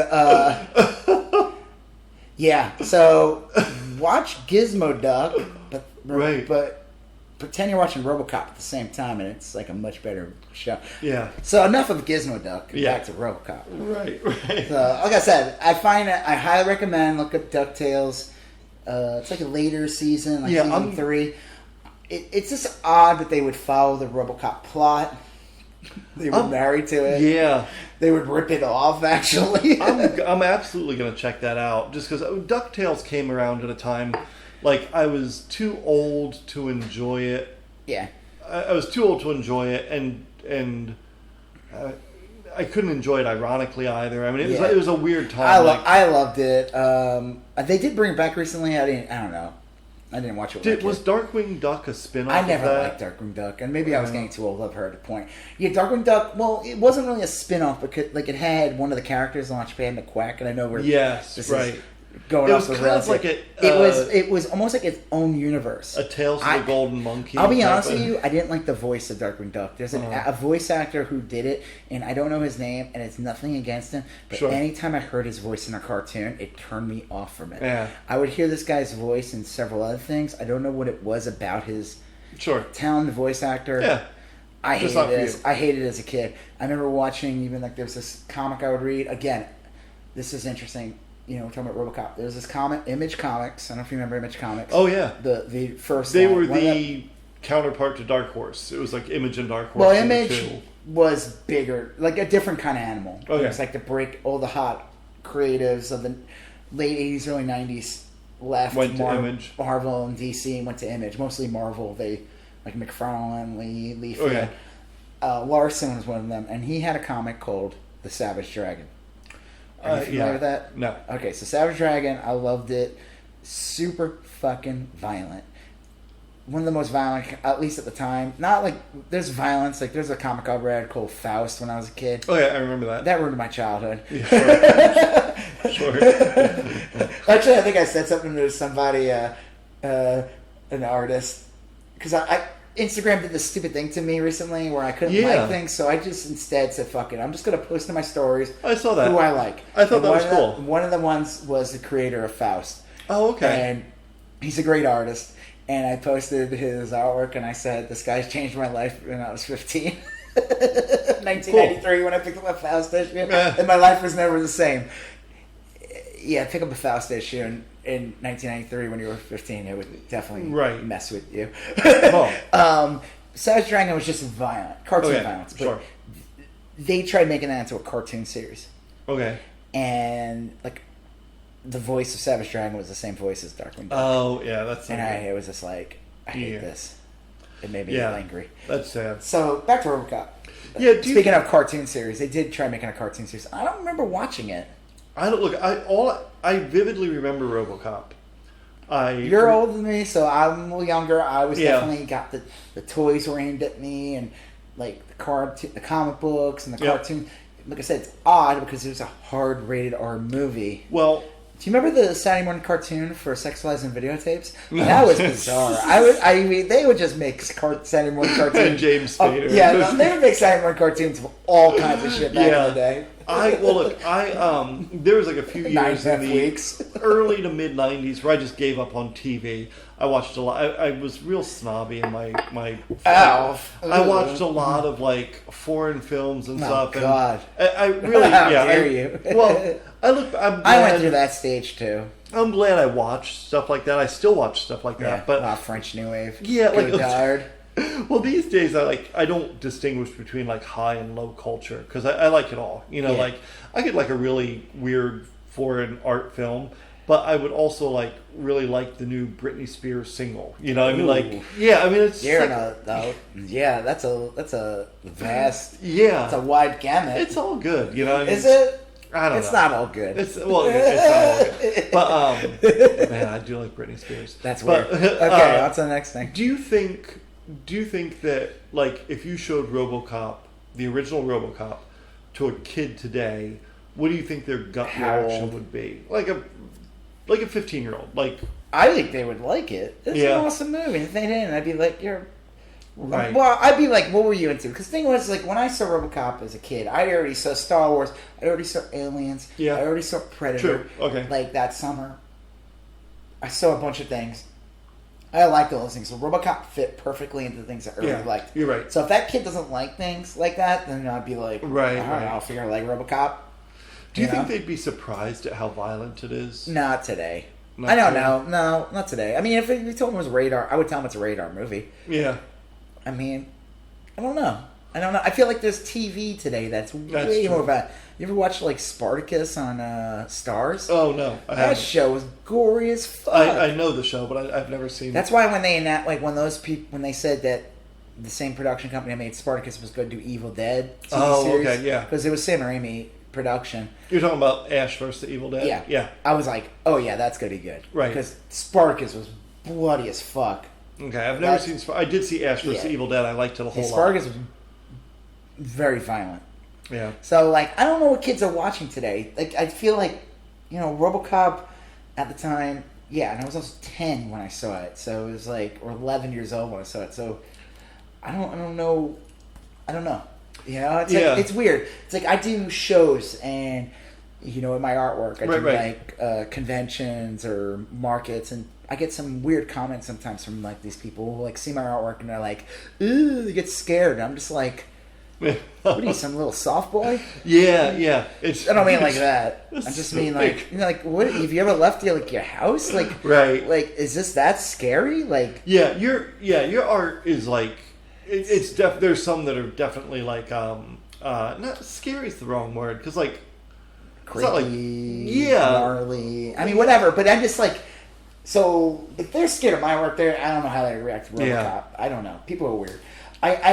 I would recommend it. It's a great movie. Yeah. But like I said, it's just one of those odd things where they try to recreate it, they try to redo it, and every time they do, it's just not good. There has not been a good execution of it since the first movie. I think it's like I said before, I think it's the minusing of that Verhoeven. His sensibility. Well, it's really like Star Wars, right? So Star Wars is awesome, right? Yeah. But Empire's better. Right. Yeah. Would you agree? I mean, yeah, absolutely. Me and you agree. I don't know if everybody agrees with that. Most people I've talked to agree with that. I think Empire is the reason why Star Wars is alive today. Oh, yeah. Look. There's a difference between Robocop and Star Wars. Is like, if Star Wars was the only movie, I don't know if Star Wars would be that big. It wouldn't have been. Empire, took it to a whole new level. Well, it gave it momentum, too. Yeah. It gave it momentum that's still going on. The storylines, it created, there were, like I said, throwaway lines in Star Wars, and it took that and blew it by 1,000. Robocop is a perfect movie that has, like I was saying earlier in the podcast, none of the content that's come out of Robocop 1 is the thing that's keeping Robocop alive today. No one's saying, I want to make something good because I thought Robocop 2 or 3 was awesome. It's all Robocop 1. It's all based on 1. It's funny, but when they recreate, and again, I'm real unfamiliar with all the iterations of Robocop, but it seems like they take away the very things that make Robocop good. Like the Verhoeven satire, the... Peter Weller, who's really, like we said, he was very underrated. The fact that it's a very rated R movie. It's a super rated R movie. Very violent. And there is a weird, I don't want to get too deep about it, but there's a weird kind of existential thing where he doesn't know if he's trying to find out who he is, and there's like that kind of dream state between being dead and alive, and that's like that's a big thing in the first movie, you know? And the thing is, he's not really a person. Like, he can't kill Clarence because he has directives. So when that guy fires Jones in the end, it's such a great it was one of solution. the directives that it freed him to kill this guy. Right. You got to protect the public good. You can't kill people. Innocent. Can't kill innocent people. What was the third one? You could shoot a woman through the pants. Just don't hit her. Right. Make sure you get that dick right behind her dress. But and then there was a secret directive, which was you can't shoot executives of the OCP. The top executives. Yeah. So it was set up perfectly for that to be the solution to killing them. Yeah. You're fired, and it's like, I don't want to get again too deep about it, but so much of identity in RoboCop was tied to corporate. Like it's a corporate satire. It's like the same thing with They Live. Why They Live doesn't work would never be able to be remade today because it is a literal attack on yuppieism, on Reaganism, on corporatism. It's not about goofy aliens. It's an attack on a culture that has taken us over completely. Yeah. And RoboCop shares that with They Live a lot. It's all about privatization. I would say gentrification. If this movie is supposed to be 2044, I would say we're living in that 10 years ago. We passed that. But you're right. They Live and RoboCop have a lot in common. In some ways, a lot in common. Yeah, thematically, not the trappings. And those are things those what makes those movies great. You cannot remake that. Yes, the aliens are cool looking and They Live, but guess what? Just because you put them in another movie, doesn't mean the movie's going to be good. It's not why the movie's good. The RoboCop is awesome. He's cool looking. Right. But what makes him RoboCop cool is not the robot. Right. Yeah, it's weird. Like what makes the movie good. Yeah. Visually, he's cool looking. He's cool. What makes the movie good is not the character. It's the same thing with Predator. Predator is an awesome movie. Right. But again, it's like when you watch the movie Predator and then you find out years later that they had original design where Jean-Claude Van Damme played. I don't know if you've ever seen the original design. No. Oh, I YouTube it. The original design for Predator is not what was in the movie originally. Is it? It's significantly goofy. Different. They changed it completely. Huh. So, what it shows you though, again, is that the alien, as cool as it was secondary to the actual movie. Okay. The movie is great. The alien's awesome. You take the alien and try putting in something else. The movie has to be good with the alien. Right, you can't just throw it in and then alien. I like Predator 2. I like Predator 2 and I like Robocop 2. Predator 2 is. I thought Predator 2 was great. Yeah. Yeah. Predators with the one they made, or the aliens of Predator movies are garbage. Yeah, that's a shame because it had a lot of promise. Yeah. That new one was such a piece of shit. Oh my God. It was like. Are you talking about The Predator? Okay, yeah, I never saw that. We talked about it. Yeah. I highly recommend watching it just to see how bad it is. It is hot garbage. Yeah, I will. Shit. I love that expression. I will have to track that down. It's the steaming pile of shit. I mean, and it just, like I said, it just shows you that, yes, Predator is a visually cool, it makes a great action figure, Yep. It's a cool design, but you still have to have a great movie. And what made Predator great was the jungle, the unknown, right? Being followed by something you don't know what it looks like, and this thing. The fact that it starred three governors. Yeah. Well, what was the third governor? No, I just it was Paul Weathers. He'll be governor in my heart, right? No. Yeah. Two governors. Two governors. Yeah, that's crazy. Well, I guess the Predator is a governor. Maybe he's a governor in his state of. Yeah. Rock. It was, the original Predator costume was worn by William Weld of Massachusetts. A lot of people might know that. Como. Yeah, right? The original Como. Rick Perry. Rick Perry was the Predator. I think he might just be a... Yeah, he may be a Predator. Don't sue us, Rick Perry. No. Piece of shit. So yeah, that's what I mean. So like, I love RoboCop. I like the character RoboCop. Yeah. It's sad that they haven't been able to find another thing for him, and maybe it's just because they can't. It's not a product of it. Could work today. I feel like the new one had promise. There's elements in it. It just didn't work. I recommend it. It's not good. Right. It's not the worst thing you'll watch.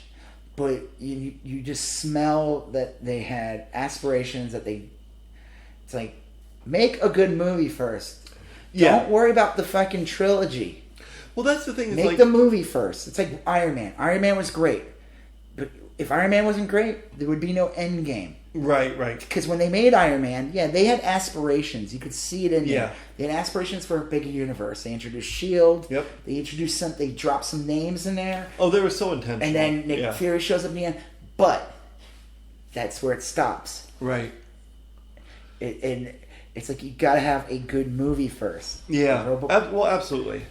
I think, look, RoboCop, they could make a new RoboCop that would be just fine, but... Let's watch the original. Yeah, right? That's the thing. The original is awesome. It still looks good. I think it still holds up. Yes, there's some... It looks 80s-ish, yeah. But in I a like good it. way. Yeah, in like a good way. The best ways of the 80s. It's like it doesn't look... Like you could... someone could watch it and be like, it looks fake. Well, but it's a good fake. It is. It is. There's something to be said about that. Like, we've talked before about watching some older movies where they were working with the technology they had, and, today it looks a little wonky or whatever. It's like in Ghostbusters when we talk about this, when the Keymaster or whatever jumps across, when it's in the dog form. Yeah. And it's an obvious claymation character jumping on a blue screen across the street in Manhattan. Yeah. Super fake looking, but there's something about it. It happens real fast. There's something about it. Yeah. And the actors react really good around it. So it's believable. Right. Yeah. I wonder if that's our age. Like, I wonder if younger kids would be less forgiving of that. I don't know. Maybe. Yeah. I think they would know they were watching an old movie. Sure. If you put on Ghostbusters, they would...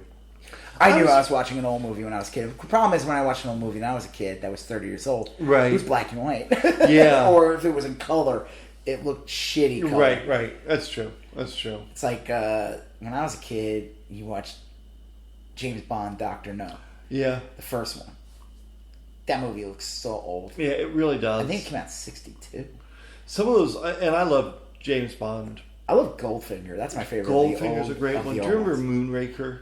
Yeah, we talked. Moonraker is so dumb. It's so bad. It's so bad. It's like Star Wars came out and they were like, how do we get that sci-fi into James Bond? Yeah. It is a bizarre movie. There's a weird James Bond link to Robocop. Oh, really? The woman who played the partner with Robocop, Nancy something, but that was originally supposed to be Stephanie Zimbalist, who appeared in Remington Steele with Pierce Brosnan. Oh. And she was all set to do it, and Pierce Brosnan was going to be in The Living Daylights, and Stephanie Zimbalist was going to be in Robocop. And they both their contracts that show. Yes. Yeah, because Pierce Brosnan was supposed to be James Bond a lot earlier.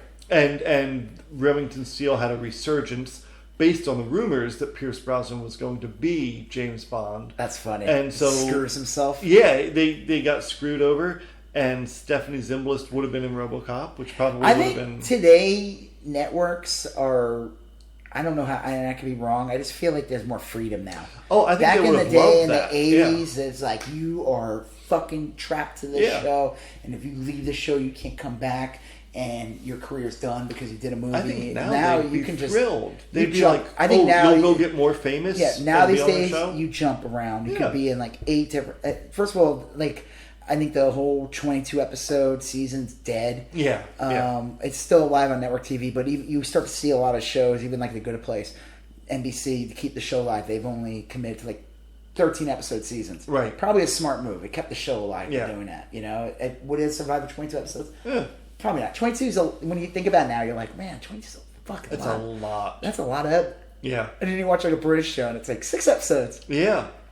2 seasons. Right. And a Christmas special, and that's it. It's over, and you're just like. That's a better way of telling stories, because even the greatest 22 episode seasons have like filler episodes, and I mean they're treading water for some of it. Yeah. Padding out things. Right. I like Buffy and Angel. I loved those. And I thought those were great, like, genre pieces that had told complete stories.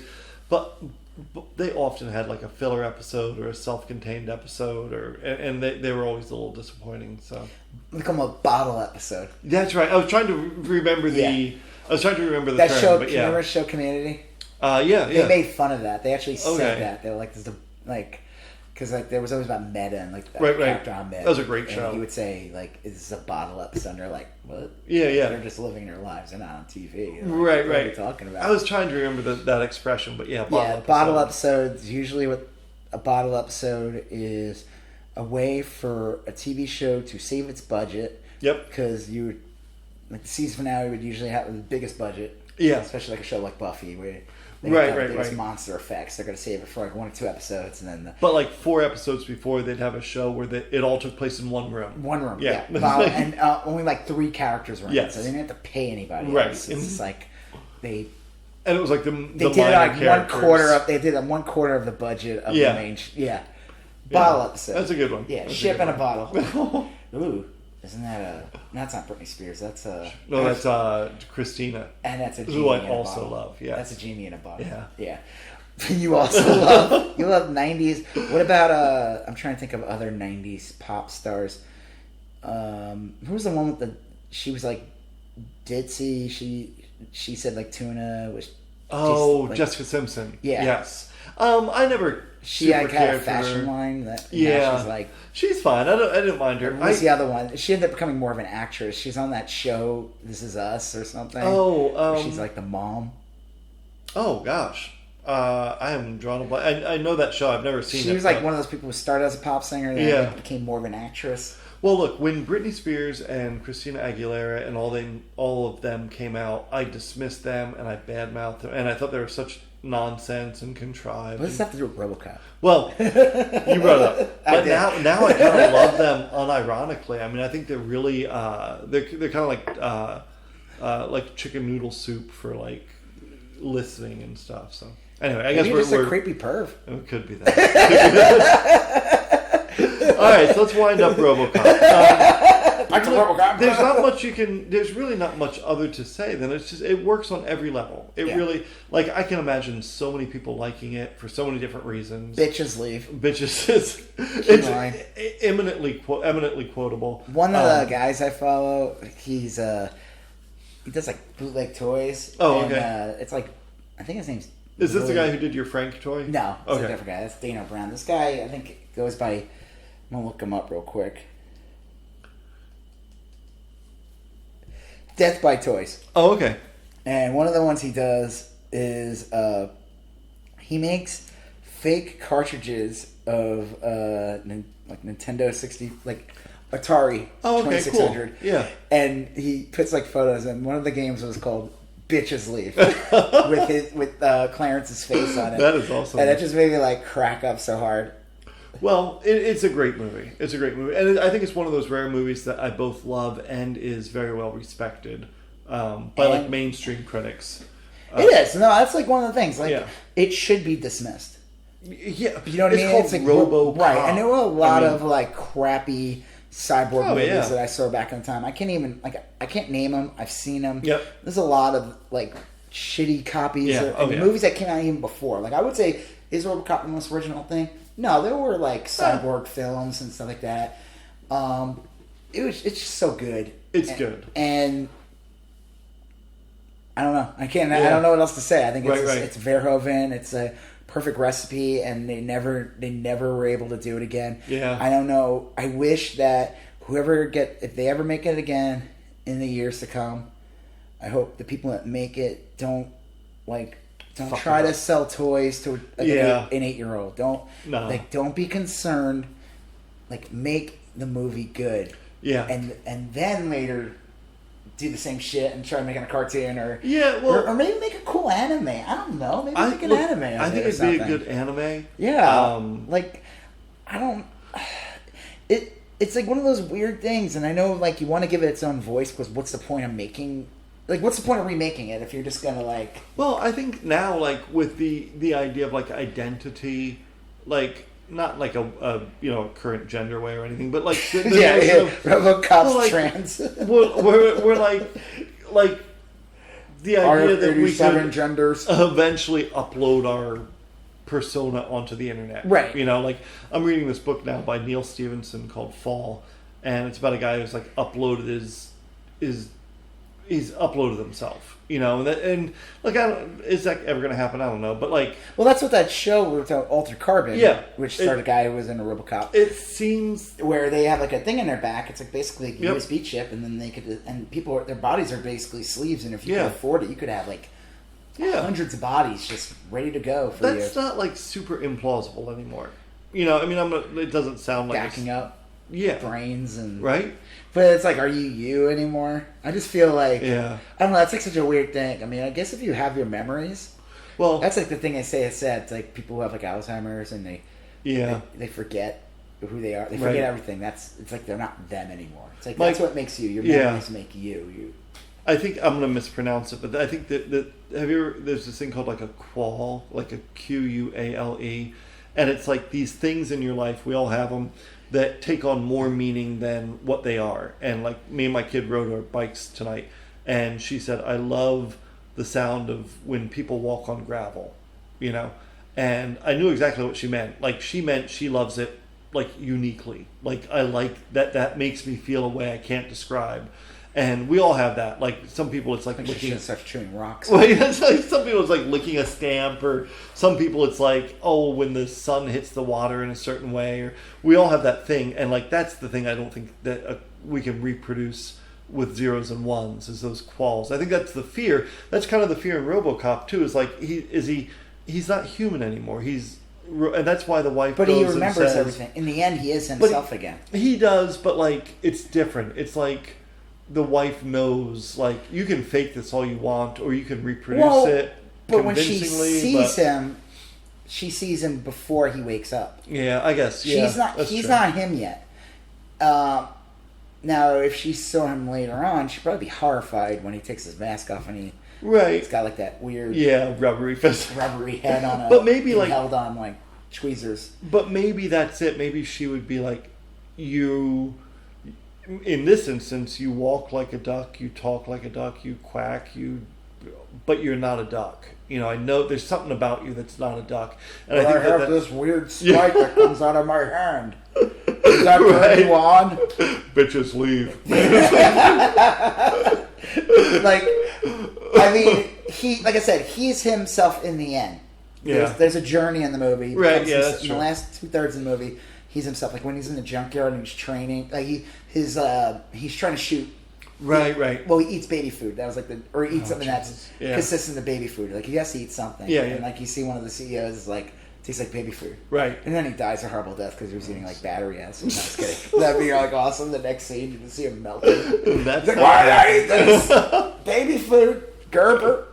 Oh, jeez. All right, so you have... is this the end of Robocop?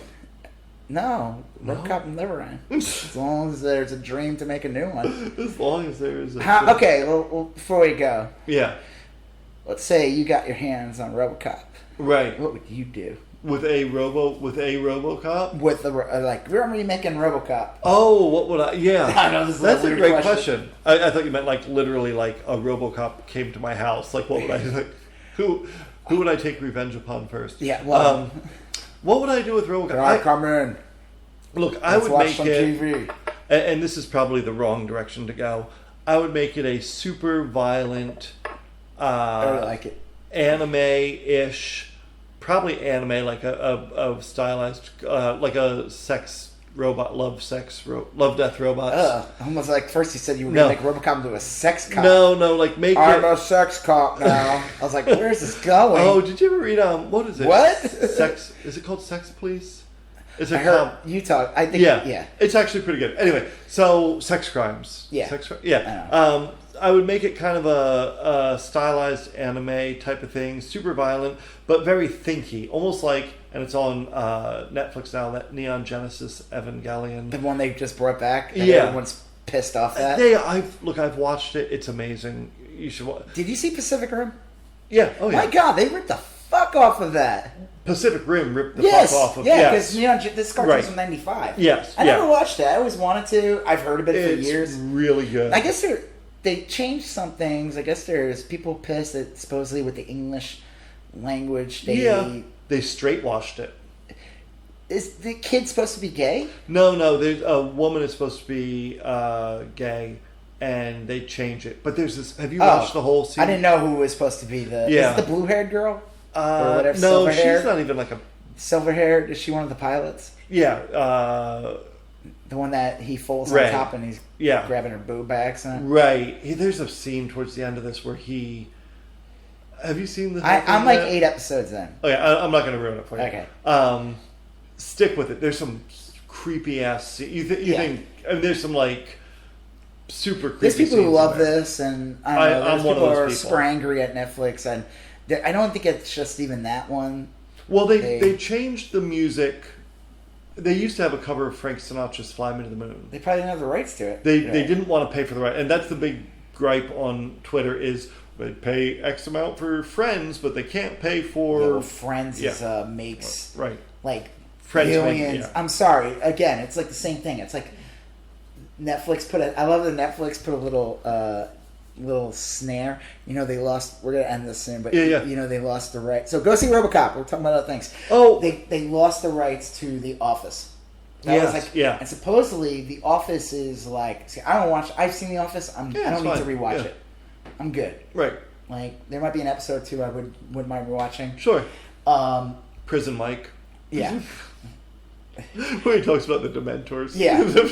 Like, there's some things on it. I love I still like the show. I like the original better, though. Oh, much. But people literally religiously just watch Netflix for The Office. Yeah. And we're talking probably the mass majority of people. Yeah. That's going to be a big loss to them. Friends is the other thing. Friends, we're watching all other content that Netflix has given us. But I guarantee you there are people who literally are just on Netflix to watch Friends and to watch The Office. So it's not until 2021. That's still 2 years. Sure, they're going to make a ton of money on that. And I guess NBC is going to have their own streaming service. Sure. But Netflix put a little... If you go to their Twitter, they acknowledge that they lost it. Yeah. And they said, well... But we still have it, so enjoy it. Commercial free. Oh, nice. Because I guarantee you, when it does go to NBC on the streaming service, NBC will use commercials. Oh, yes. When I have CBS All Access, I get commercials. That's because it's old school way of thinking. Yeah. Yeah, they are stuck in the 20th century. Well, they're greedy. They're making... Yeah. But it's an old way of thinking. They don't need to do that. Like, Netflix is... I think what they say, like, thanks to Netflix, kids have absorbed, like...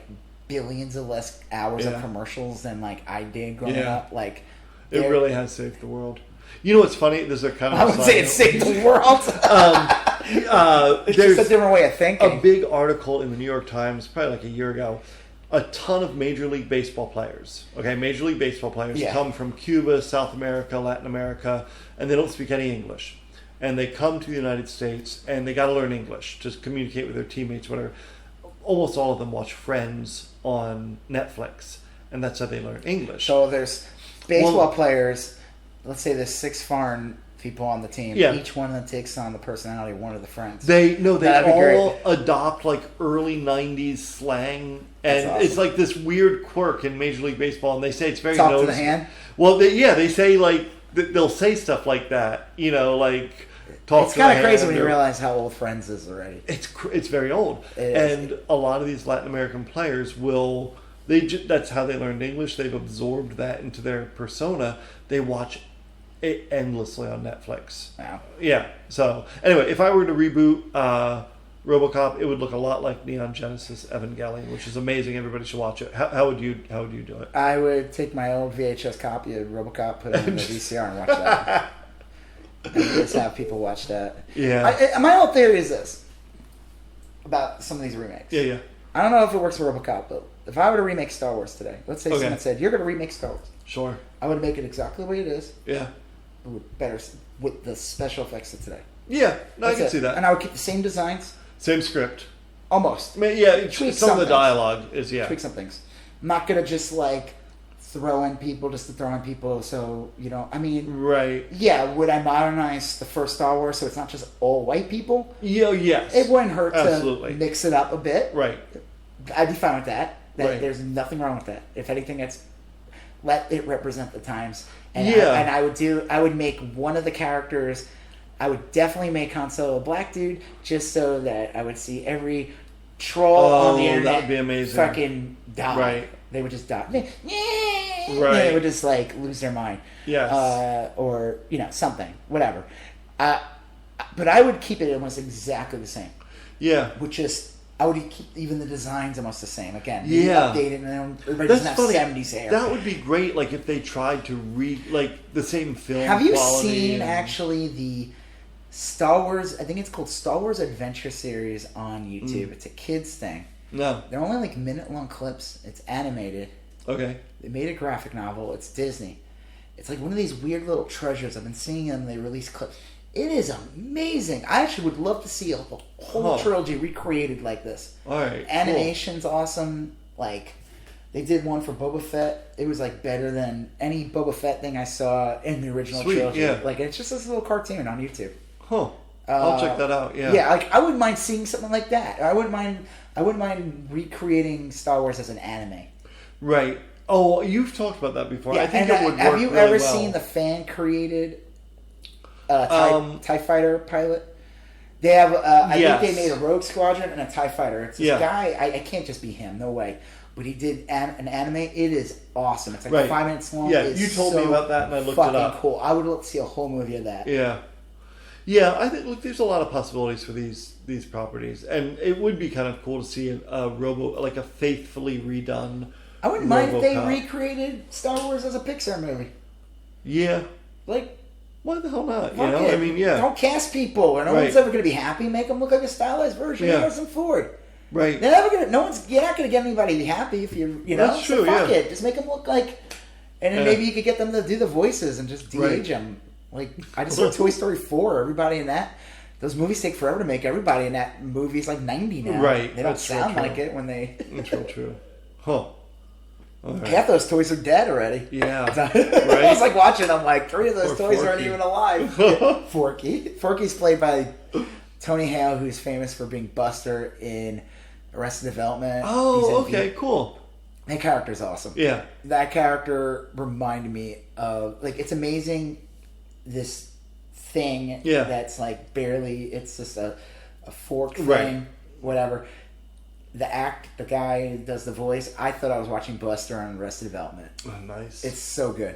All right, well, that was Robocop, I guess. Yeah, that was we talked about a lot of things today. Yeah, it was a good one. Yeah. It was a good one. All right, so what do we got on the horizon? Well, you said that we're going to be interviewing somebody. Yeah. Is that definite? It's definite. Okay. Now, we've got to work out the logistics. False promises. No. I talked to Ben Rock, who was the set designer and the creator of the stick figure for the Blair Witch Project. That's funny. But that is a very important. That's a big element. Right. I didn't mean to. I guess it does sound like diminutive when you say it. He was the set designer, and the guy's done amazing stuff. He has a great movie of his own called Alien Raiders.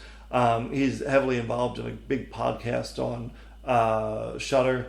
And he's just always got projects going on. He's a heck of a nice guy. We're going to do our attempt at an interview. Yeah, we'll see how that goes. And then maybe we'll start interviewing people. Might hit up some artists that I know, hit them up, maybe do interviews with them.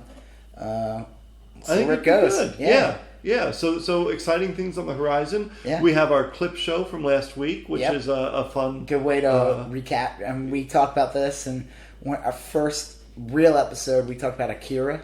Yes. And... but we're like, you know what? I think we're going to go back and talk about it again. Maybe in the end of the year. Absolutely. We'll revisit. That might be a milestone episode. That could be like our recreation of Star Wars. Yeah. Or Robocop. That would be good. And then we can compare and see which one's better. And then be like, you know what? I like the pureness, the greenness, the rawness. The rawness of the original Akira podcast. Yeah. We're not talking about the cartoon or the movie. We're talking about our podcast. Yes. Right. We could do one from the end of the year, the beginning of the year. We could compare. Yeah. And we could do a podcast. Yeah, and I'll trash the new one or something. It could be a cottage industry. Yeah, we could hire No, we just go and we trash it. We just remove ourselves from it, and we critique the two, and we complain about how we're tired of people rebooting things. Yes. Which makes no sense since we're doing it ourselves. Right. All right, cool. All right. Well, I'm Rob Israel. I'm Joseph K. And you still going on about that. Thank you for listening to You Still Going On About That with myself, Rob Israel, and Joseph K. Remember, you can find us on iTunes, YouTube, Spotify, Google Play, CastBox, and Podbean. So remember to like and subscribe, share, comment, leave us a basket of fruit or candy. Thank you for listening. All right, later. Bye.